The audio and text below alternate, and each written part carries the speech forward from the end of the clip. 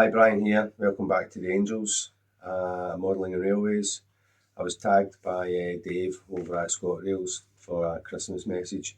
I'd missed out on it. I'm a bit late in the day for tagging anyone else, as it were, so I won't be tagging anyone. But I will say Merry Christmas and Happy New Year to everyone. Obviously, it's been a bit of a strange one for me and a bit of a dark time. It's been weird, obviously, because of what happened with my mother and etc. But yeah, got through it well with my family, had some nice times, got some nice gifts. I'll share them in the video, show you what my family got me, some other gifts as well. Treated myself to some stuff, went out and just done a bit of comfort shopping, bought some train shit just to distract myself, and yeah, some of the stuff I got is really nice.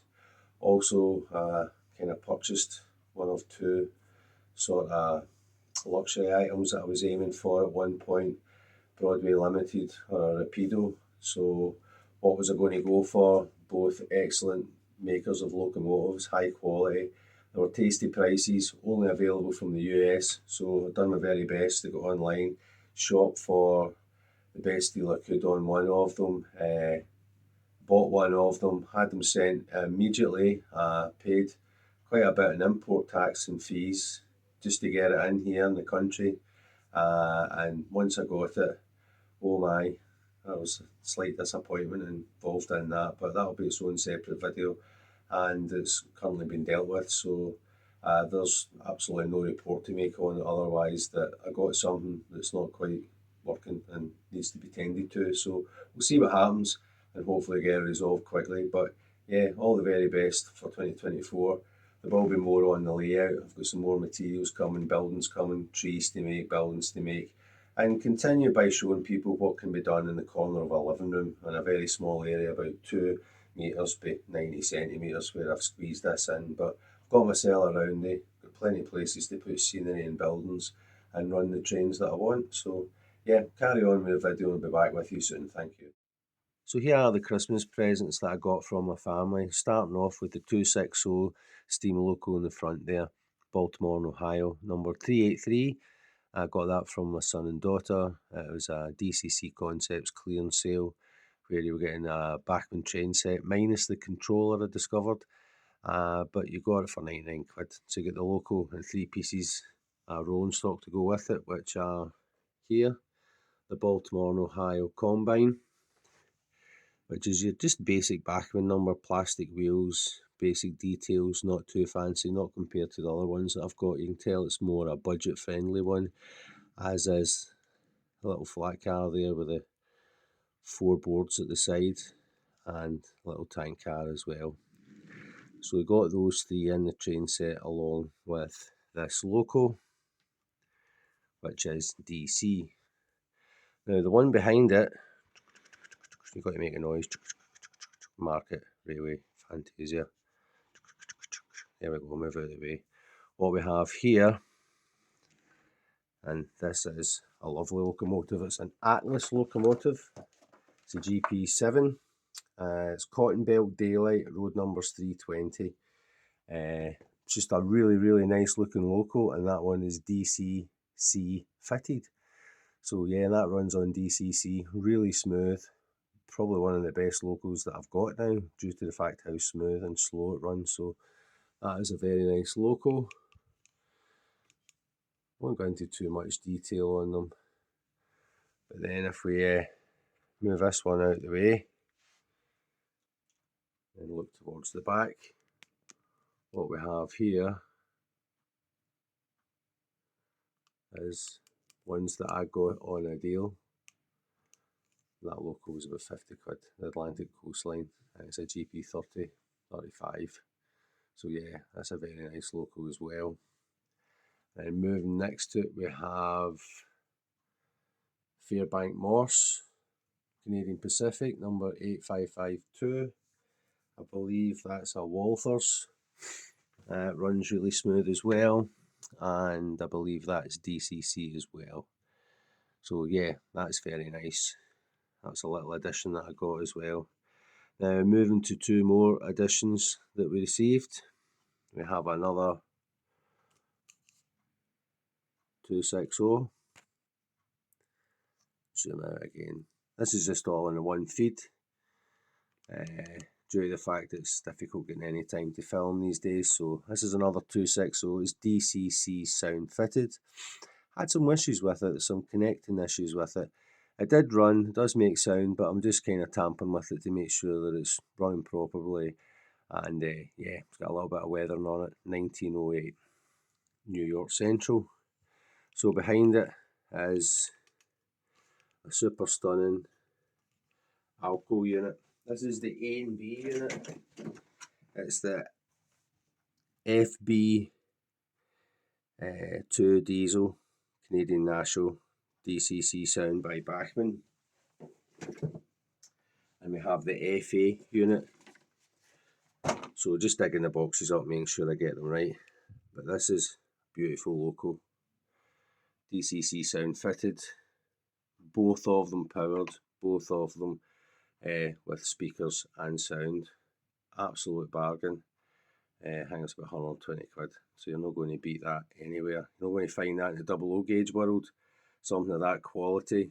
2 DCC sound fitted powered items. Which means they've got a hell of a lot of traction effort right there. Pull all day long. So yeah, I'll get that on, let you hear that as well. So these were some of the purchases that I made.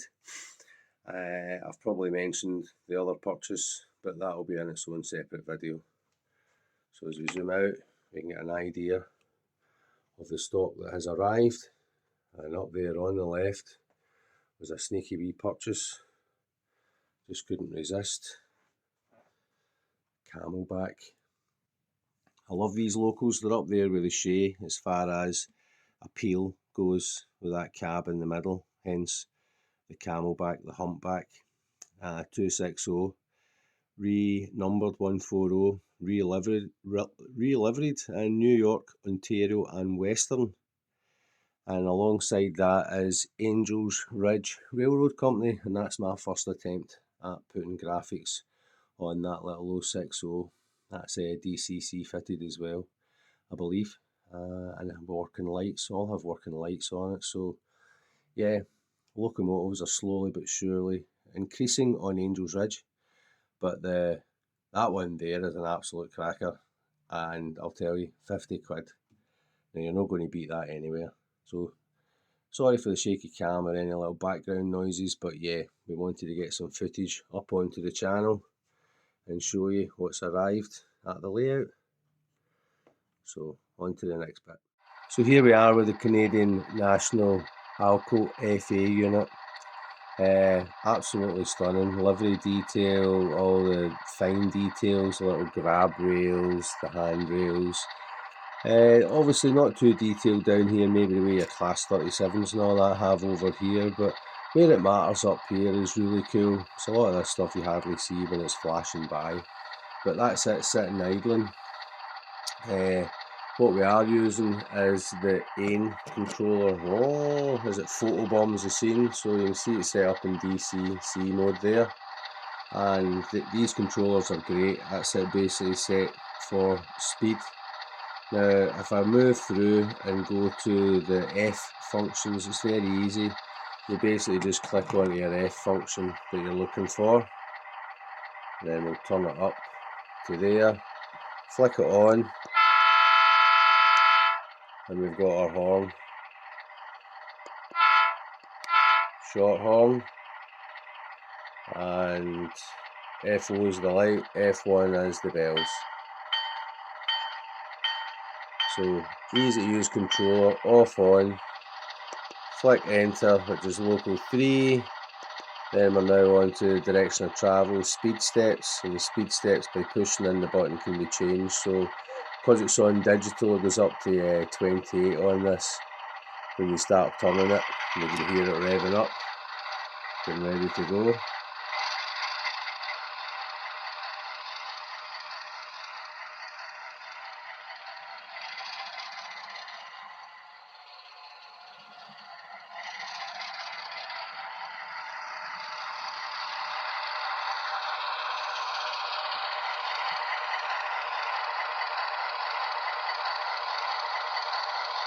Very nice, slow crawl. Come up to a crossing.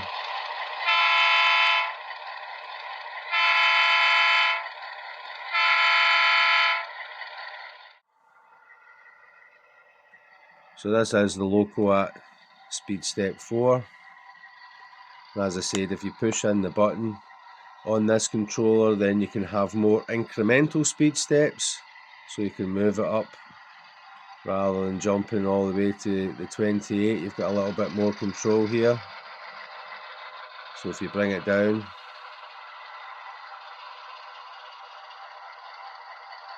you can have some really good slow speed control. So move the camera around so you can see that slow speed control. That's when you push the button in, you can have a more finite tune. That is a really slow crawl, isn't it? Then we can bring it back down. Change direction, push the button in, and then it will start moving. You see how it's jumping quite quick there. Each step there's a noticeable change in speed. Whereas if you push the button in, it's now jumped to 16, so you can control the speed a little bit better. Doesn't jump as much. So this little controller for $129.99 is absolutely amazing. It's a great wee controller. I've still to learn all the things you can do with it. This can control all your accessories, 1,000 accessories I believe. You can control multiple locos, and this is capable of doing it all, and they're always upgrading it as well. Dave down at DMG Electech says there's more coming in the future for this system, probably looking at some sort of more fancy version of it. I don't want to give the game away what he was talking about, but yeah, there's certainly a lot to come. And then as we turn it up more incrementally, you can hear the engine speed increase. Obviously it's running backwards. Slow it down, push the button in. That's it at 3 as the local comes in. Too short.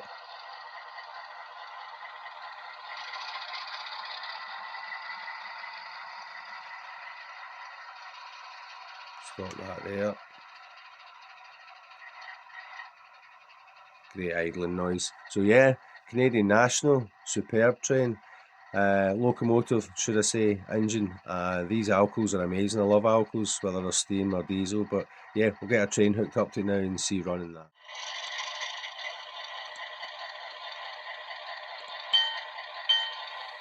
That's me using this.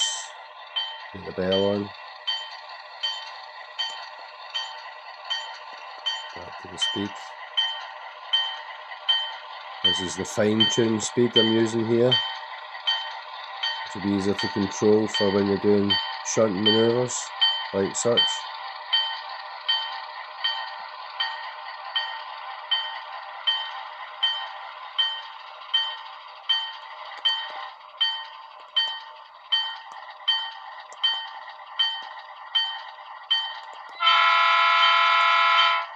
A wee warning that it's changing direction, I believe.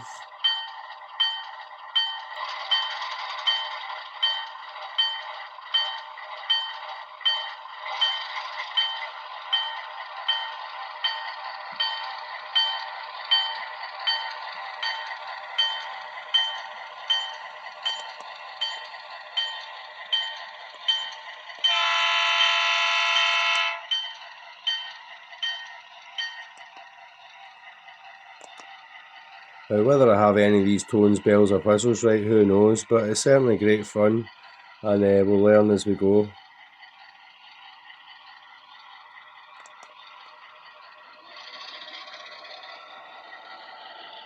That's it, off and running. Here we'll have a nice wee run by. I've moved one of the foreground buildings just to get some nice running shots of these new locos as they come in.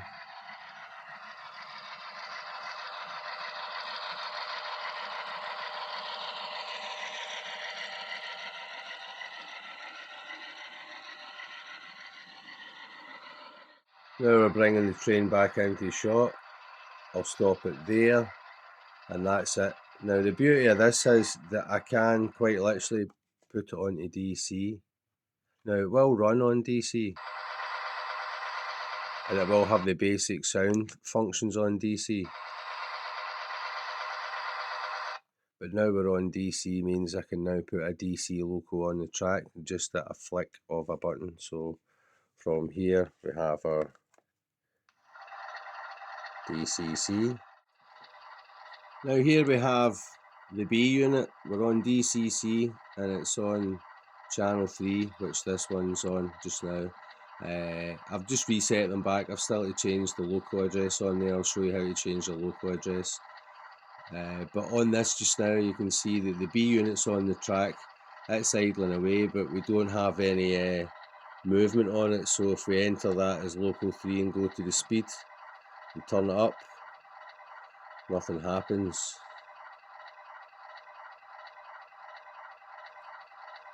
So what I've got to do is reset that. So when you get to this, what you do is you press the button above here. So this one here says enter, this one here says CV. Press CV. Yeah, that's it. And it comes up CV over here. That says CV. In between the blue light and the orange light, that actually says CV in there. CV means that orange light. Push the button in. Going up to 1026. Press enter. It's now moved to data. So yeah, these lights are a bit bright. If I hide that there, it says data. And that means that light on that side. And data, basically what we've got to do is factory reset it. So we go to the number 8. Press enter. It's switched off. Done a wee jump. It's reinitializing. It's now set to address 3. So hit enter on address 3. And there we go.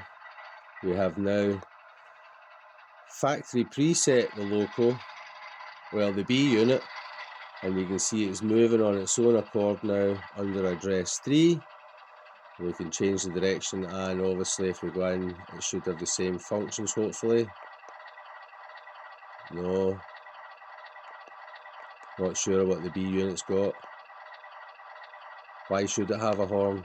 Really all it needs is the engine sound, let's be honest. So what I'll do now is I'll hook the A and the B unit up and we'll see if we can get them running on address 3 together, and we'll see if that works, or if we have to do something called a consist in order to match both locals together. So now we have the A and B unit hooked up. They're now both set to address 3 on here. Hit enter and we should have movement as we turn up the speed. There we go. A and B unit running together on address 3.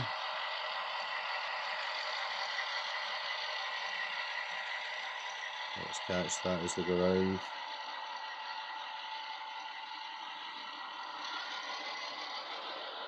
There we go. The joys of digital, which I'm just getting the hang of, still sussing it out. I'm not the world's best digital person, but I did want to do it on a budget. This controller certainly affords that by running on DC and DCC, and you can see how easy it was just to set up there, factory default, put it back to 3. Obviously we just need to change up the local addresses. Now if we hit enter, flick the light on as it comes by, move up to here for the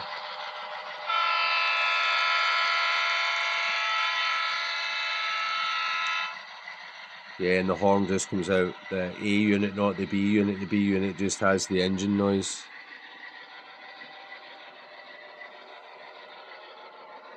So yeah, again, that's us speed step 5, speed step 6, speed step 7. You can hear the increased speed. And I imagine those two powered units will be pulling long pieces of freight all day long. So let's stop it there, stick on, actually I'm going to run the two of them for a bit, so I'll be back. I'll let them get a run in first, and then I'm going to hook up a whole load of freight on it and see how they do pulling freight. So let me get these running, I'll be back to you soon.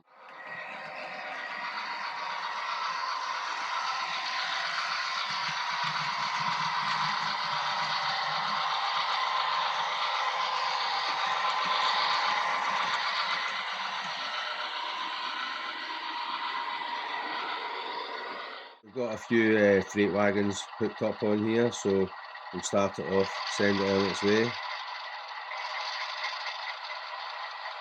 See what it's like pulling this freight. So I have a little Maryland and Pennsylvania short box car, tank car, flat wagon, another tank car,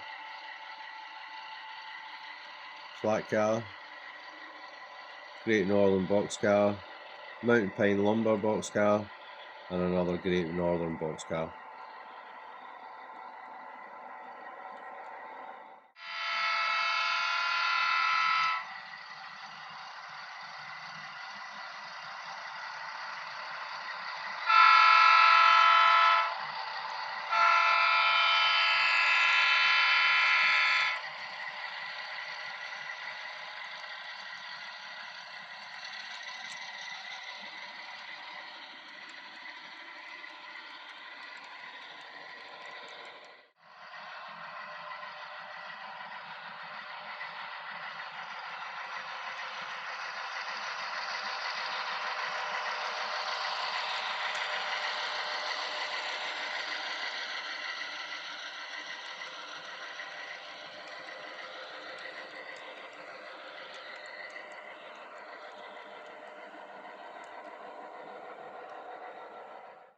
So here we are on the DCC fitted loco number 320.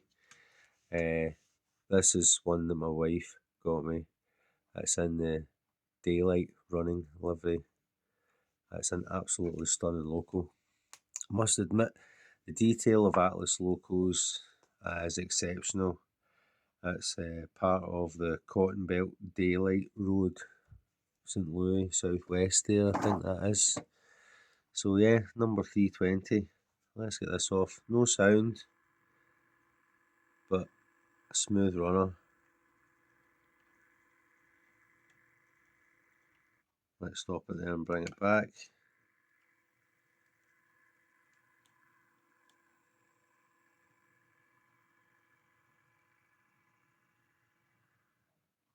I think like it's a beautiful looking loco. I must admit, when I gave my wife some options,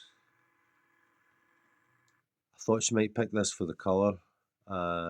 It's got absolutely nothing to do with Ontario or any of that, and I'm not going to bother repainting this. I'm not going to do it in any other way. I purely just want to run this because I love that livery and it's just nice to see trains run around. So sometimes in a kind of proto freelance type idea, I think you've got a freedom to run what you want. Sure layout, rule one and all that. So yeah, I'm certainly going to run this. And it is an amazing loco. It's very, very nice. So let's get it off and running. Do a couple of running shots and pull on a train as well.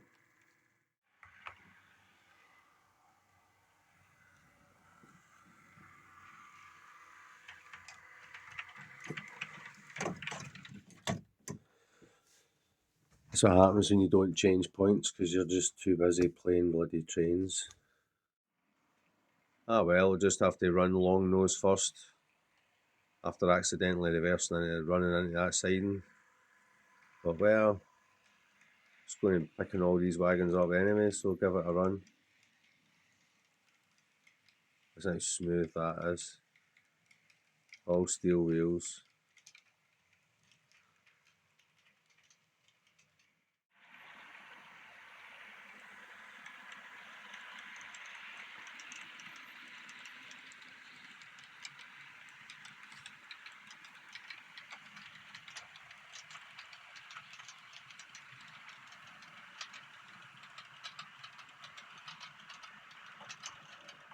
This Camelback 260 I saw on eBay just come up a few days ago, and I saw that it was in New York, Ontario and Western, so anything that says Ontario in it I'm grabbing it. assuming it ran there. Whether it did or not, I don't know. But I love camelbacks. I saw them ages ago, and I seen a brass one not that long ago online. It was like 6, 7, 800 quid for these brass versions.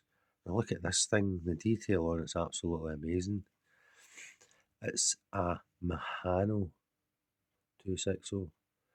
It was 50 quid, 55 including delivery or something. Oops. You can see where it's been re-liveried, a little bit shiny, but nothing that a little bit of dull coat, matte spray will do on it, a little matte varnish. Wheels are shiny, conrods are shiny, everything about it is absolutely brand new. Comes as second hand, like the coal load it's put in it. So whoever's had it before has treated it really, really well. Looks like it's hardly been run. It is purely DC. So yeah, with a flick of a button, we're now in DC mode. As you can see there, DC. And what we'll do is we'll get that going. So here we can see the direction light on this that's actually going in reverse.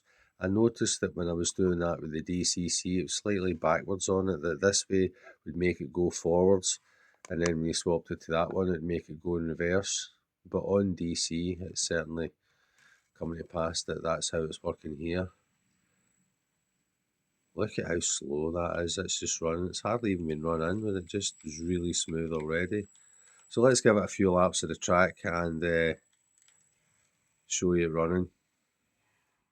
Now, as we know, my corners are really tight. They're under 15-inch radius.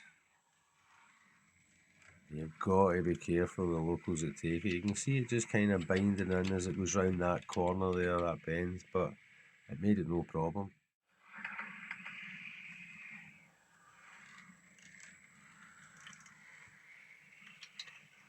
Working front light on it as well.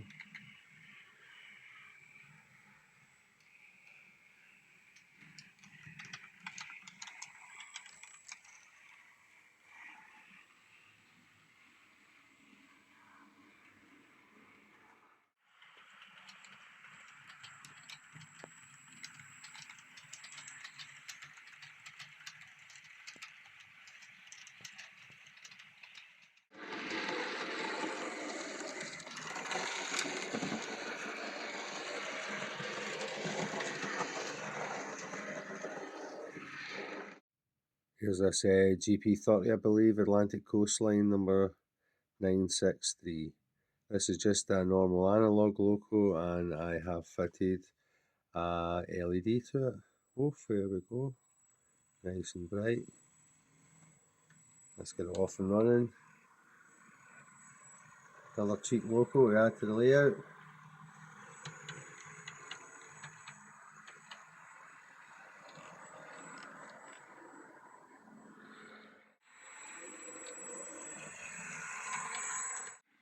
And this is the Fairbanks Morse H16-44 diesel, grey maroon, Canadian Pacific, DC.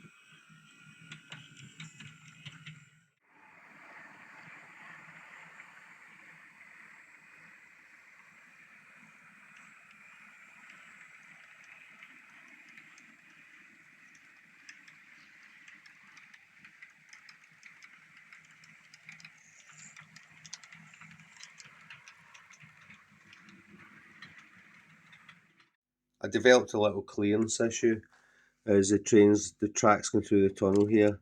This bit here pokes out too far, so I'm going to kind of take this part away here and let that internal wall run down at an angle here, rather than come up so high and give me a little bit more clearance room for the longer locos like that Fairbank Morse. It's a little bit longer and was catching in here, so I'm going to trim that off, make a little bit more room in the tunnel. These are all the tweaks you need to do when you're building a layout. That's all good fun.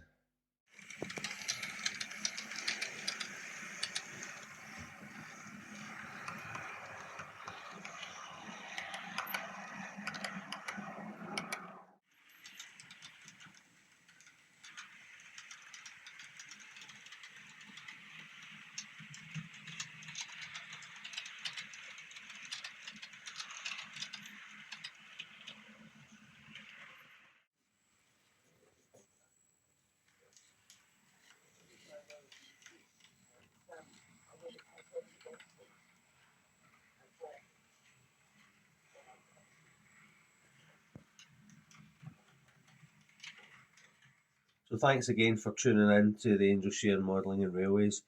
I appreciate everyone that's subscribed and commented and interacted with the channel. I know I'm not up there with a lot of the other big ones, but I'm not fussed about that, to be honest. It's just I enjoy doing it and mixing with the community and putting my own 10 cents worth in. I'm not a money guy, I'm not one to kind of bitch about a lot of things, but yeah, I certainly got some issues to deal with in the new year, so hopefully I can get them resolved. Personally, I'll be glad to see the back end of 2023. It's been had its ups and downs this year, but obviously what happened with my mum has been totally shattering to me, and I'm still recovering from it. But I do have a new job, an exciting future ahead in that job, and doing well in it. And it's something I'm looking forward to. And obviously, the layout is going to get a lot of attention as well. I've got trees to build, buildings to build.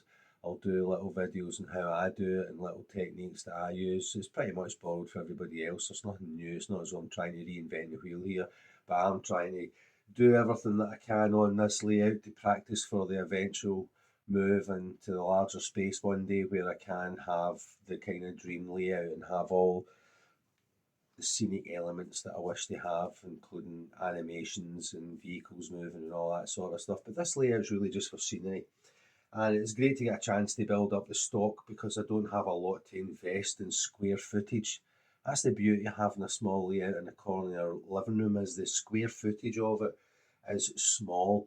This gives you the chance to do all the scenic details and buildings and trees and rocks, putting down ballast and the groundworks and roads, and doing all this is a great way to kind of get you into the hobby and give you the idea and the skills and what you're good at and what you need to work on to eventually have a bigger layout. And this sort of footprint is good for people that live in an apartment or only have a small space available to them to do a layout. So that's where I'm hoping people take inspiration from, and me in this channel and what I'm doing here is what you can put in a compact area, full roundy, have trains running round, and now the fact I've got DCC means that I can have a locomotive moving stock round about the yard while another locomotive's doing laps, either passenger train or a freight train, and work out schedules as far as when the passenger's due and the freight's due, and work to time scales and have some sort of semblance of a schedule that this will work to rather than just being random. Yeah, so there's a lot to come. Thanks again to everyone that's been involved with the channel in the past year or so, and yeah, take care, and thanks again to all the people within the community that have supported me, stood up for me. Market, Model Railway Fantasia, Dave at Scott Rails, Tony at Tony Northeastern, Anthony Dodge, Alan, Lord Al, Platform 10, Paul, all the people that comment on the channel, the other channels, the information and advice that we share. I really do appreciate it, and it's that sort of community that helps me kind of focus on other things than rather than personal life. Don't think people realise that a hobby is a good escape, not just for the physical side of it, but for the mental and emotional side as well. It's actually very good. So take care, all the best, stay happy, and I'll see you all in the new year. And yeah, thanks again, Dave, for tagging me for the Christmas thing. Sorry I was late in actually getting a reply out, and I'm obviously not going to tag anyone, as I said. So yeah, more to come. Wonderful layout. It's providing a lot of fun and a lot of elements that I'm learning technique wise. So rather than blather on, all the best. See you in the new year.